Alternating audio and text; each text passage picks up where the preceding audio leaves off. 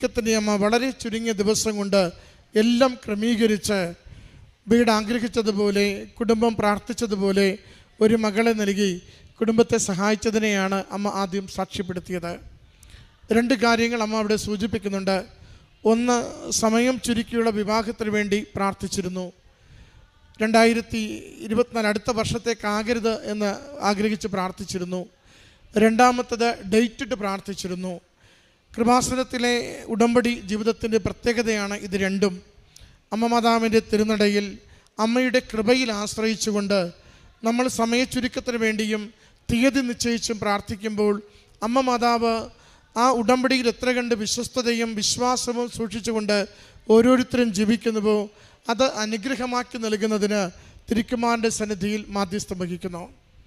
രണ്ടാമത്തത്, മകനുണ്ടായ ഒരു അവിചാരിതമായ അപകടം, മരണകരമായ ഒരു അപകടത്തിൽ അമ്മ മാതാവിൻ്റെ വലിയ സംരക്ഷണം ലഭിച്ചതിനെയാണ് കുടുംബം സാക്ഷ്യപ്പെടുത്തുന്നത്. മകൻ പറയുന്നുണ്ട്, ഒന്നുറങ്ങിപ്പോയെന്ന് കരുതുന്നു. 2-3-4 തവണ വണ്ടി കറങ്ങി മറിഞ്ഞിട്ടാണ് അത് ഇടിച്ചൊക്കെ നിൽക്കുന്നത്. വലിയ രീതിയിൽ കണ്ടവരും കേട്ടവരുമെല്ലാം ഇത് എങ്ങനെ അകത്തുള്ള വ്യക്തി രക്ഷപ്പെട്ടുവെന്ന് ചോദിക്കും വിധം അത്ര വലിയൊരു ഗുരുതരമായ അപകടത്തിലാണ് പോറൽ പോലും ഏൽക്കാതെ മകൻ സംരക്ഷിക്കപ്പെട്ടതെന്ന് സാക്ഷ്യപ്പെടുത്തുകയാണ്.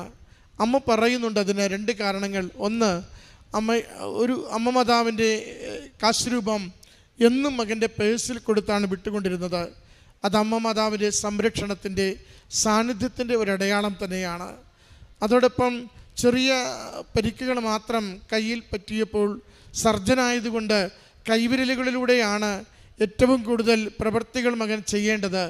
ആ വിരലുകൾക്കൊന്നും യാതൊരു ക്ഷതവും ഏൽക്കാതെ, എന്നാൽ ആ കരിവാളിച്ച ഭാഗങ്ങളൊക്കെയും ഒരു 6-7 ദിവസം ഉടമ്പടി തൈലം പൂശി പ്രാർത്ഥിച്ചതിലൂടെ പൂർണ്ണമായി സൗഖ്യപ്പെട്ട് കൂടെയുള്ള ഡോക്ടർമാർ പറയുന്ന 2-2.5 ആഴ്ചയുടെ റെസ്റ്റിന് പകരം 8-ാം ദിവസം തന്നെ ജോലിക്ക് പോയി തുടങ്ങുവാൻ സമയച്ചുരുക്കത്തിൻ്റെ അമ്മ മകനെ സംരക്ഷിച്ചതിനെയാണ് സാക്ഷ്യപ്പെടുത്തുന്നത്.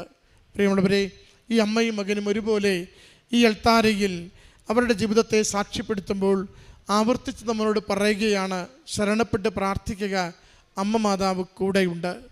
സഞ്ചാരി മാതാവ് സഞ്ചരിക്കുന്ന ഇടങ്ങളിലൊക്കെയും നമുക്ക് സംരക്ഷണം ഒരുക്കുന്നുണ്ട്.